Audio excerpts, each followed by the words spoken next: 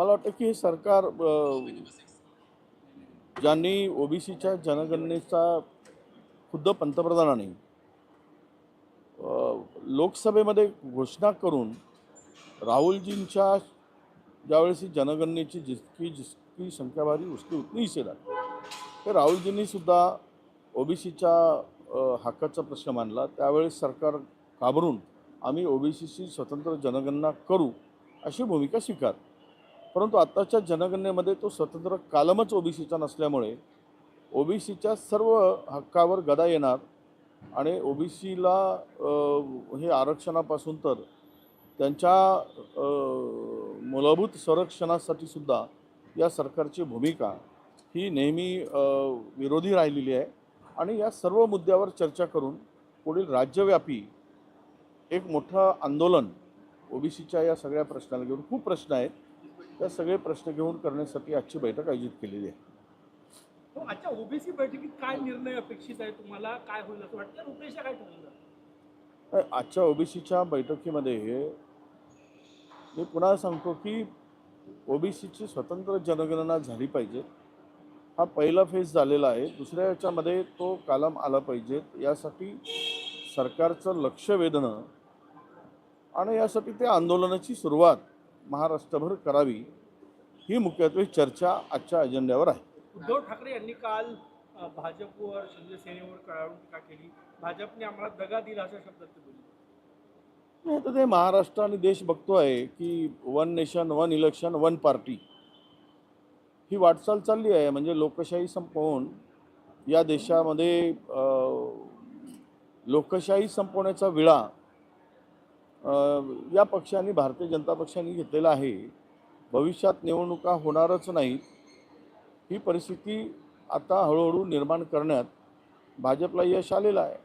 विरोधी पक्ष शिल्लकच ठेवायचा नाही, त्यांना मुळापासून संपवून टाकायचं, सगळ्या यंत्रणांचा पूर्णतः वापर करायचा आणि मग काय निवडणुकीला अर्थ राहणार नाही।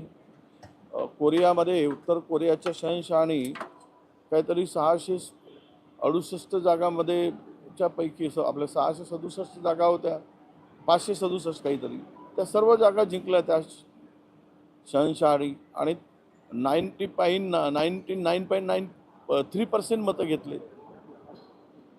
उत्तर कोरियाचा शहनशाह। उद्या भारतामध्ये ही परिस्थिती येणारच नाही, आता अशावर काही कोणाचा विश्वास राहिला नाही। उद्धव ठाकरे काल हेही म्हटले की मला पदाची हाव नाही, लोक नाराज असतील तर आरोप होत असतील तर मी पद सोडायला तयार आहे।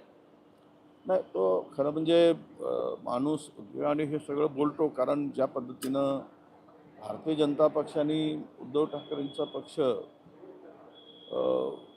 2-3दा जे काही फोडला किंवा त्या पक्षाची आत्ताची परिस्थिती निर्माण झाली त्यामुळे कदाचित त्यांच्या डोक्यात ते आलं असेल। पण महाराष्ट्रातील राजकीय परिस्थिती काही आहे तशीच कायम राहत नाही, ती बदलत असते। आता आमचा विश्वास आहे लोकशाहीवर, त्यामुळं मी त्यांना एवढंच सांगेल की तुम्ही आहे त्या पदावर कायम राहा, आमची विनंती राहील त्यांना। आणि त्यातून मार्ग काढून गेलेत लोक जात असतात येत असतात, त्यामुळे काही पक्ष मूळ पक्ष किंवा विचार कोणी हिसकावून किंवा नेऊ शकत नाही। उद्धवजी आहेत तिथे काम करून पुन्हा महाराष्ट्राला नव्यानं उभं करण्यासाठी काम करतील। नीटचा एक परीक्षार्थी आहे नागपूरचा, त्याला अबुधाबीचं सेंटर मिळालेलं आहे। आता त्यांनी त्याला नाही, आता धर्मेंद्र प्रधानला पुन्हा कायम ठेवून त्यांनी नीटची परीक्षा परदेशातच घेतली पाहिजे, देशात घेण्याची गरज नाही। कारण देशात पेपर फुटतात, त्यासाठी तो प्रयोग म्हणून केला असेल की आपल्या देशामध्ये पेपर फुटत असतात, आमची अवकात नाही सांभाळायची। आणि त्यामुळं धर्मेंद्र प्रधानसारख्या मूर्ख माणसाला कदाचित हे वाटलं असेल की हा प्रयोग करून पाहावा, एखाद्या पोराला अबुधाबीमध्ये बसवावं परीक्षेला, मग हळूहळू नीटची परीक्षा देशात आम्ही सांभाळू शकत नाही, आम्ही या सगळ्या परीक्षा आम्ही पारदर्शी करू शकत नाही, तर मग परदेशातच पोराला पाठवून तिथेच परीक्षा द्यावी अशी काय भूमिका असेल। इतकी वाताहत आतापर्यंत या शिक्षण खात्याची, शिक्षण विभागाची झालेली नाही. परत तरुण मुलांच्या आत्महत्या होत आहेत. तरी पण यांना थोडी लाजही वाटत नाही, शरमही वाटत नाही. यापेक्षा काय बोलायला पाहिजेत? लाज शर्मा जर त्यांनी विकूनच खाल्या असतील आणि हे व्यवस्था पूर्णतः उद्ध्वस्त करण्याचा विळा उचलला असेल तर अशा घटना घडतात. पवनराजे निंबाळकर हत्याकांडाचा आज निकाल आहे, काय तर पवनराजेंच्या वडिलांचा खून झाल्यानंतर उद्धवजी ठाकरेंनी त्याला खूप सांभाळलं. आता तो कोण कोणत्या ठिकाणी जातो, काय करतो यावर मला काही फार बोलायची गरज नाही.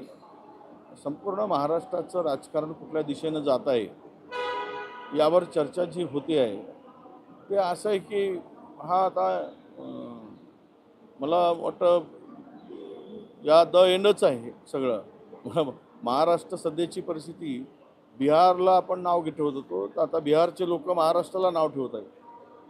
की महाराष्ट्राच्या एकूण या सगळ्या राजकीय परिस्थितीकडून पाहता ज्या पद्धतीनं नागपुरातली गुन्हेगारी आता सर्वोच्च झाली आहे,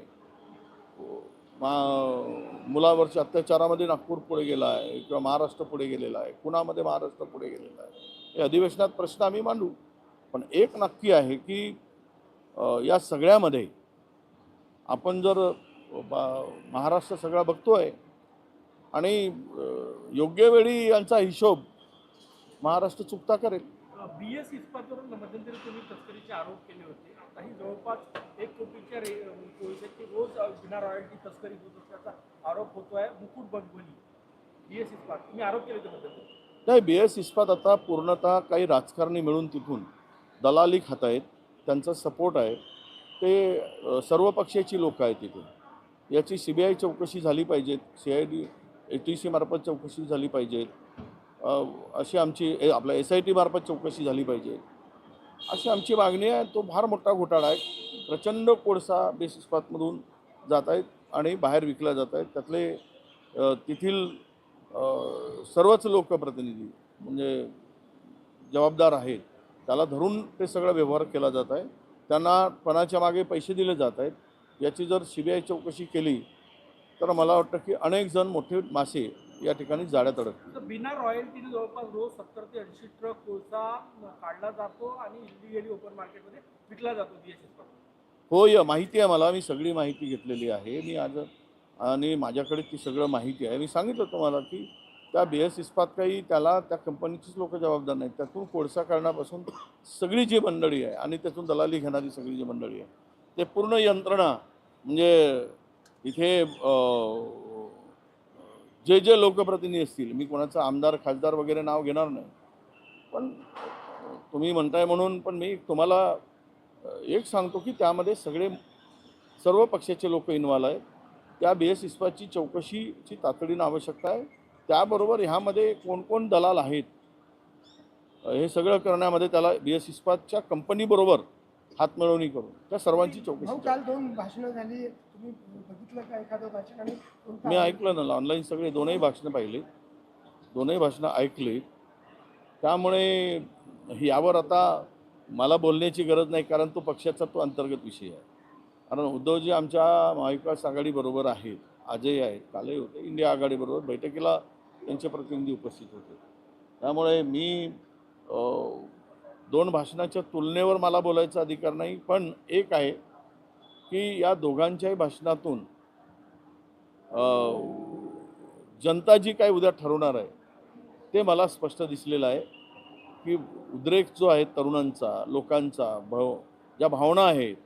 काल एका शिर्डीमधील महिलेनी त्या वाकचौरीच्या संदर्भात वयोवृद्ध एक शिवसैनिक महिलांनी जे भाषण केलं ते पाहिल्यानंतर म्हणजे महाराष्ट्रातलं राजकारण यापूर्वीही मी बोललो होतो आणि मला ते जे काय दिसतंय ते वेश्येला पोट भरण्यासाठी जे काही ती बिचारी मजबुरीनं जे काही करते, तर हे केवळ त्यापेक्षाही खालच्या दर्जाचं राजकारण महाराष्ट्रामध्ये दिसतो आहे. हे दुर्दैवानं मला इथे सांगावं लागतं. भाऊ, ऐन अधिवेशनाच्या पूर्वी मुंबईच्या आमदार निवासामध्ये पाण्याचा ठणठणाट आहे, जेवणसुद्धा कागदावर दिले जाते. नाही, आता हे एल नॅनोमुळे त्याचा प्रभाव दिसायला सुरुवात झाली आहे. त्याची घोषणा पूर्वीच झाली. सगळा फार हाहाकार होणार आहे. आता यातून महाराष्ट्र कसा सावरला जातो, फार गोष्टी केल्या गेल्या होत्या की आम्ही शेतकरी आपला आत्महत्या मुक्त महाराष्ट्र करू, म्हणजे मराठवाड्यातील दुष्काळ मुळापासून संपुष्टात आणू. आणि हे सगळं ज्या ज्या घोषणा केल्या त्या सगळ्या घोषणांचं उत्तर आता हे ज्यावेळेस दुष्काळ पडतो त्यावेळेस लोक विचारत असतात.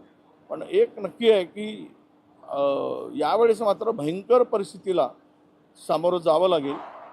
आणि त्यातून आता पुढचं कसा मार्ग काढतो सरकार, त्यावर काय उपाययोजना करतं, सरकारकडे काय प्लॅनिंग आहे. मी यापूर्वी बोललो की दुष्काळाच्या संदर्भात आणि हे येणाऱ्या परिस्थिती संदर्भात विरोधकांच्या सत्ताधार मुख्यमंत्र्यांनी एक बैठक स्वतंत्र लावावी आणि तुमच्याकडे काय त्या संदर्भात तुमची भूमिका आहे, काय करणार आहात हे जरा सांगितलं तर महाराष्ट्रातील लोकांना थोडंसं त्यातून दिलासा मिळेल. पण ती बैठकसुद्धा अद्याप झालेली नाही. आणि आता जून महिना जवळपास संपुष्टात येतो आहे. तो कोरडा जर गेला तर आता धरणामधील अनेक धरणातील साठा हा आता डेड वाटर फक्त शिल्लक राहिलेला आहे.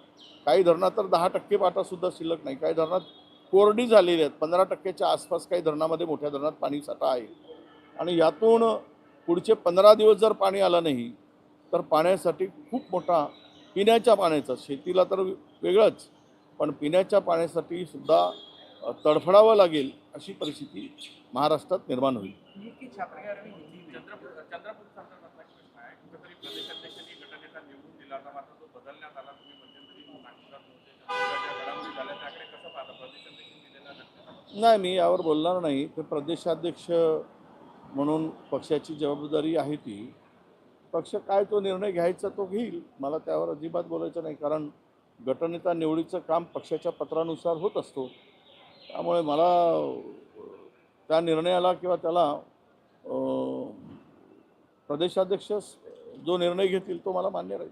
कसं पाहता तुम्ही? कुठेतरी तुमच्या गटाचा होता म्हणून तो बदलवण्यात आला, अशा नाही, पद्धतीने चर्चा पाहायला आता मिळते. जे जे जे झालं ते होतं आहे, ते लोक पाहत आहेत.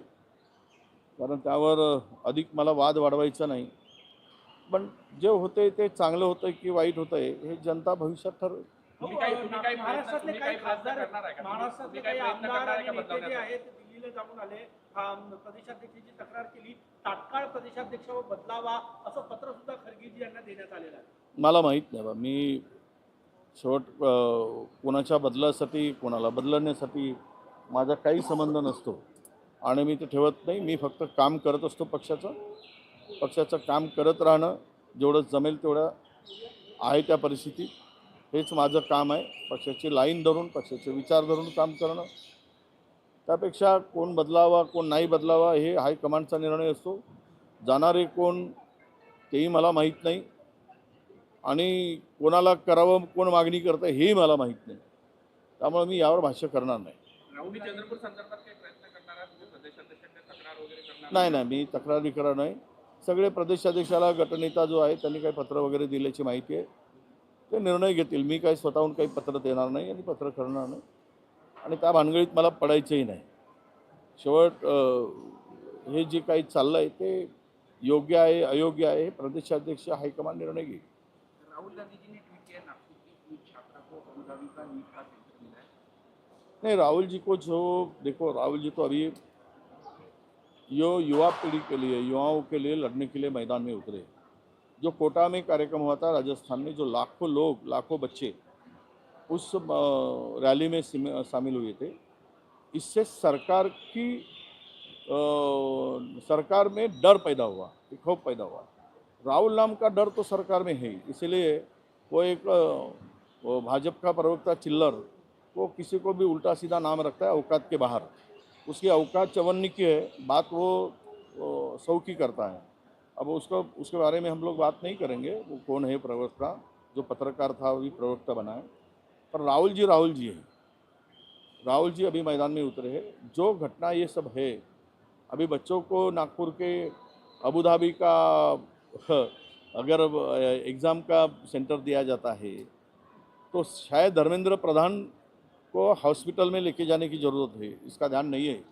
एक तो वो सटवा गया है, पगला हो गया है वो एजुकेशन मिनिस्टर, या सिस्टम में सब ने फिक्स किया है कि इस सिस्टम को पूरा जड़ से उखाड़ के फेंकने का, बच्चों के भविष्य के साथ में खिलवाड़ करने का निर्णय अगर लिया है, तो इसके पीछे की मंशा ये भी हो सकती है कि हम लोग देश में ये नीट की एग्ज़ाम ठीक तरीके से नहीं कर सकते, तो हो सकता है कि बाहर देश में इस सबको बच्चों को लेकर जाके एग्ज़ाम करे। उसकी कोशिश का ये कि पहला कदम होगा कि इसको जाकर अबू धाबी में बिठा दें एग्ज़ाम को। थोड़ी भी शर्म करो, थोड़ी भी लज्जा रखो कि इतना भी डिस्टर्ब ये पूरे सिस्टम को करना और बच्चों के भविष्य के साथ में खिलवाड़ करना, बच्चे ये छोड़ेंगे नहीं, युवा इस सरकार को छोड़ेंगे नहीं।